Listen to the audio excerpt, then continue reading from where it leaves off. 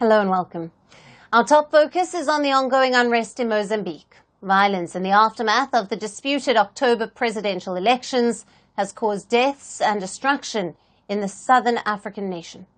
But it has also caused tensions at its borders with neighbouring countries. South Africa has once again shut its main border crossing with Mozambique. The border closure comes as violence was reported at the Mozambican side of the crossing. Trade flows had resumed through the area after South Africa partially lifted its first suspension last month. However, on Monday, South Africa's Border Management Authority announced the halting of general cargo processing and passenger movements through the key trade route until further notice. The operations have been halted at the Lebombo border, the main crossing between Mozambique and South Africa. It is a major trade route for Mozambique's coal and South Africa's chrome exports. As per reports, South Africa will face a financial loss of around $560,000 daily due to the border's closure. It will be a sharp blow to the mining and logistics sectors and comes at a time when South Africa's mining industry is already grappling with labour disputes, regulatory uncertainties and rising crime. Mozambique will also be hard hit as reduced exports undermine a key source of foreign exchange for the country. After the announcement of the border closure, long queues of trucks have been reported at the border. Really frustrating because we thought that time we'll be in Mozambique, but we are still waiting. And then worst part of it, we're gonna go inside around about 4 o'clock. So can you imagine, Hore, what time we spent here? It's almost 6 hours. We're gonna sit here and wait for 6 hours.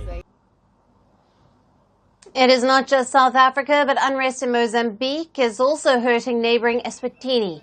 Eswatini, which is a major exporter of sugar, is expected to face heavy losses. Its sugar industry is seeing disruptions to supply chains and exports.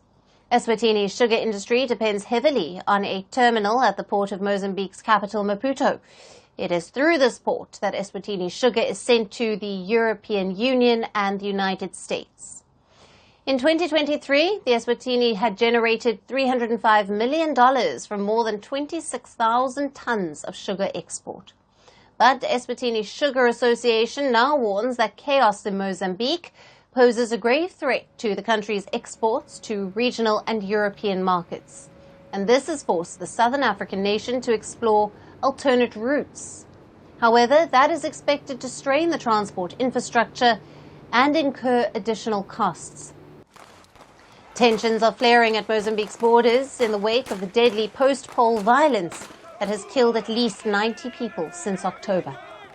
The ruling Frelimo Party's candidate, Daniel Chapo, was declared the winner in the disputed polls with over 70% of the votes. However, the opposition candidate, Venancio Mondlane, has called himself the true winner. Mondlane has fled the country amid the violence and is mobilizing protests through social media from South Africa. Thousands of Mozambicans have been rallying against the election results, triggering a heavy crackdown by police and security forces. But as the anger and violence is not receding, it is having an economic impact on not just Mozambique, but other neighbours. It could also create distrust among investors in these nations. How can the southern African nation navigate through this business disruption and the security risks amid Mozambique's post-poll violence? Now, for more on this, we have with us Kanye Magobane, political analyst, who is joining us live from Johannesburg, South Africa. Thank you for being with us, Kanye. A very good afternoon to you and your viewers. Now, how has this unrest following the disputed presidential polls impacted trade and supply chains in the region, particularly South Africa's coal and chrome exports and Eswatini's sugar industry? This is definitely a regional issue, as you've alluded to, because it's such a central country that connects many other neighboring countries like South Africa, like Eswatini, and even countries, like Namibia, Lesotho, Zimbabwe are also impacted by these crises that are happening, because they also have trade investments between these countries, and definitely the ports have been one of the most serious targeted areas. Now we know that in local Mozambican media, Padesmo leader Vanessa Mondlane has said that what is currently happening right now is phase 4, which will target the capitals, across the country, as well as the ports. Now, South Africa in rands is losing about 10 million rand a day, like you said, just over 500,000. And what this points to is a type of political failure in the region, because we need to analyze and just unpack the events, as opposed to just following the events. What does it mean politically for us? The SADC region leaders recently met in Harare, where this was one of the issues that was raised, the issue of the Mozambican elections that are being contested. And yet we see these protests continuing. So my question is, what political will do they really wield in the region? And are they still being taken seriously anymore? Do they still wield the same political power and influence? Yes, and Kanye, what are the broader economic implications for Southern Africa if these border tensions persist? And what steps are the neighbouring countries taking to mitigate these disruptions? Well, I think we can just start by looking at South Africa and why they decided to suspend operations. I think that first things first, South Africa has to protect South African companies, from any type of violence and protests that may result in trucks being vandalized, being, looted by protesters. So that there's a vulnerability to the sector.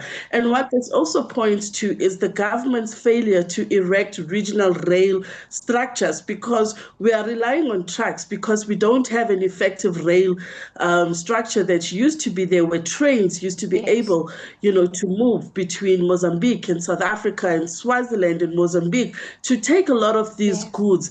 And so with trucks now being suspended from moving in between South Africa and Mozambique, that has had an immediate economic impact on the region, and it's set to continue for at least another 7 days. And the question is, can the region really afford to lose up to 70 million rand a day? And that's a couple of million US dollars, just based on political violence that the region has failed, to manage. And as you mentioned earlier, given the regional reliance on Mozambique as a transport hub, how might this unrest influence future investment and trade dynamics in Southern Africa? Well, I think that this has brought us to a point where the neighboring countries with Mozambique have to raise security issues. They have to raise security issues with Mozambique, because these are their products that are passing through these trades and to these trade ports. And if there's political instability that's going to affect their business, there's nothing stopping these companies, for instance, from diverting to South Africa, from diverting to Cape Town, and that's going to be lost trade on Mozambique. If they choose like other ports, like Richards Bay, is a goods port that can be used instead of Mozambique, and we know that they desperately need this trade with other countries, because it does benefit the country and the economy positively. And Vanessa Mondlane and his cronies know this, and this is why they are specifically trying to bring the country to its knees.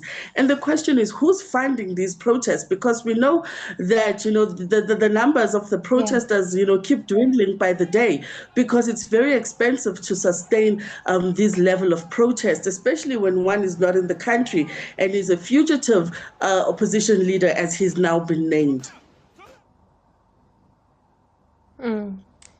Absolutely. Thank you very much for being with us, Kanye. Thank you for your valued insights and analysis on the latest out of Mozambique. Thank you so much.